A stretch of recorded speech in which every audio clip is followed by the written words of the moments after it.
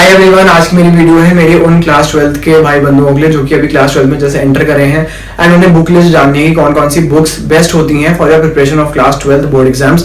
तो जो मैंने बुक्स अपनी खुद यूज करी थी वो मैं आपको आज दिखाने वाला हूं। मैंने सारी निकाल ली अपनी पुरानी बुक्स, जितनी मुझे मिली है, ज्यादातर मिल गई है लेकिन कुछ कुछ गायब है। सो हम देख लेते हैं कौन कौन सी बुक्स आपको यूज करनी चाहिए, कौन कौन सी मैंने यूज करी थी एंड आपको गाइड कर दूंगा कौन सी वाली इंपॉर्टेंट है कौन सी नहीं है। सो हम स्टार्ट करते हैं अकाउंटेंसी से। अकाउंटेंसी के बारे में बहुत ज्यादा डर है बच्चों में कि अकाउंटेंसी कैसे करेंगे क्लास 12th की।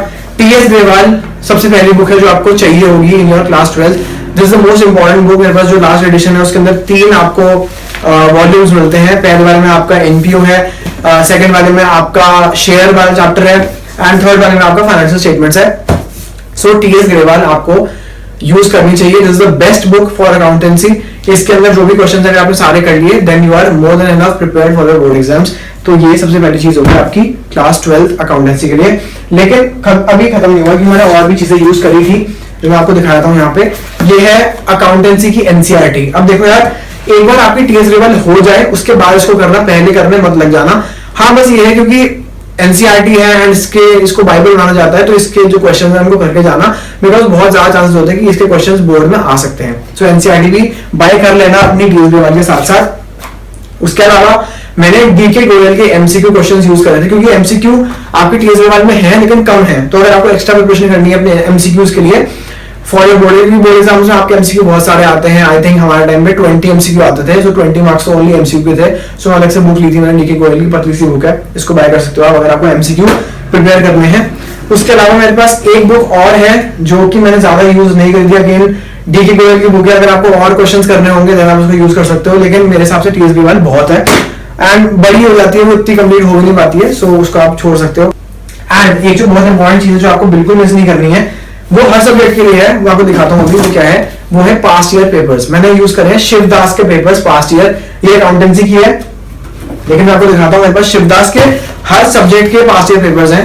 ये है बिजनेस स्टडीज, उसके बाद ये है इकोनॉमिक्स, इवन इंग्लिश भी मैंने यूज करी है पास्ट ईयर पेपर्स एंड उसके बाद आपका maths.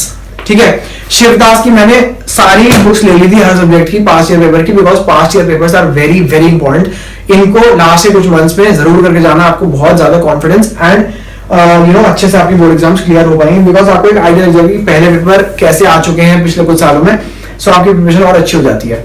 So that's it for accountancy. और कुछ मत करना, मैंने ज्यादा बुक्स ही बता दी है, वैसे टीएस ग्रेवाल बहुत है।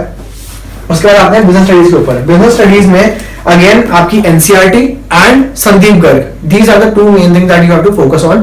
पहले चैप्टर संदीप गर्ग से पढ़ो, उसके बाद चैप्टर इससे पढ़ो, क्योंकि एनसीईआरटी पतली बुक है लेकिन इसके अंदर जो लिखा हुआ है वो पॉइंटर्स में नहीं लिखा हुआ, वो एक चंक में लिखा हुआ है, पैराग्राफ में लिखा हुआ है। तो वो पढ़ने में कभी कभी हमें दिक्कत आ जाती है, तो उसको बाद में पढ़ना। एक बार आप संदीप गर्ग से पढ़ चुके हो उसके बाद आपको बेटर अंडरस्टैंडिंग हो चुकी होगी एक कंसेप्ट की एंड आपको पढ़ने में एनसीईआरटी इतनी दिक्कत नहीं आएगी। देन अगर आपको और कुछ प्रैक्टिस करना है फॉर योर जो आपके क्या होती है केस स्टडीज होती है बिजनेस स्टडीज के अंदर, तो उसके लिए आप यूज कर सकते हो। 2 बुक्स थी मेरे पास, सुभाष डे की बुक थी एंड एक और जो बुक थी मेरे पास वो अलका धवन की थी, right. So Alka Dhawan and Subhash Dey, इन दोनों में से आप कोई भी एक बुक और बाय कर सकते हो अगर आपको रेफरेंस और चाहिए for your case studies. But that is it for BST. BST के अंदर और ज्यादा आपको कुछ इधर उधर पढ़ने की जरूरत नहीं है क्योंकि कंफ्यूज हो जाओगे। अपनी जो बुक जितनी कम रख सकते हो उतनी कम रखो ताकि कंफ्यूजन कम हो। देन आ जाता है इकोनॉमिक्स के ऊपर। इकोनॉमिक्स के अंदर संदीप गर्ग की ही दोनों बुक्स हैं। संदीप गर्ग की हमारी इंडियन इकोनॉमिक डेवलपमेंट की बुक है एंड आपकी मैक्रो इकोनॉमिक्स की बुक है। ये दोनों ही बुक्स बहुत इंपॉर्टेंट है एंड मैंने इकोनॉमिक्स के लिए बस पास्ट ईयर पेपर किए थे एंड ये 2 बुक्स करी थी, इसके अलावा मैंने और कुछ नहीं किया था। सो पास्ट ईयर पेपर जरूर करना, हर सब्जेक्ट की मैंने आपको बताई दी है एंड इकोनॉमिक्स के लिए ये 2 बुक्स हो गई। Then if you come to mathematics, mathematics के लिए मैं आपको सजेस्ट करूंगा कि अपनी जो एनसीईआरटी है उसको बाइबल मानो, एक एक क्वेश्चन करके जाना। सारे क्वेश्चन आपके एनसीईआरटी से ही आते हैं, कोई बहुत हाई फाई लेवल के क्वेश्चन नहीं आते हैं मैथ्स के पेपर में एंड वो आपका पूरे एनसीईआरटी से कवर अप हो जाता है अगर आपने एनसीईआरटी सही से करी है।